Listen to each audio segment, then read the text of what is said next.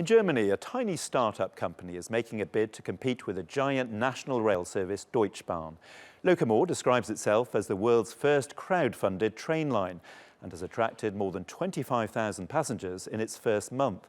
TRT World's Spitzer reports from Berlin. A German startup company is hoping these passengers are getting on board with the next big thing. The new train line Locomore is aiming to compete with the Deutsche Bahn, the country's national rail service, which controls about 99% of long-distance train travel. One of their main selling points is their lower fares. Basically, the reason I travel with Locomore is that it's cheaper than the Deutsche Bahn. As a student, the prices are unbeatable. Trains have lost ground in recent years, though, to both long-distance buses and low-cost airlines. Still, for many, the comfort and convenience of train travel is hard to beat.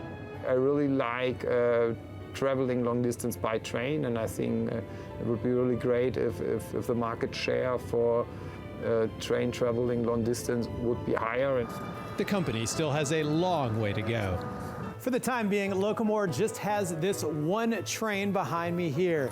Every morning it leaves the southern German city of Stuttgart, comes to Berlin, and then heads back to Stuttgart in the afternoon. The trip takes about 6.5 hours, an hour longer than the traditional service. But with tickets as cheap as 22 euros, they're hoping customers will accept the scheduling limitations. Can they be profitable, though? Doing something others before them have tried and failed at. I think a large enterprise can never focus on individual groups the way a small business is able to. In their first 4 weeks, Locomore had more than 25,000 riders. Still, the company said it needs to sell about half its seats on average to expand to a second train. This first year will be critical in seeing whether this startup can continue its journey. Spitzer, TRT World, Berlin.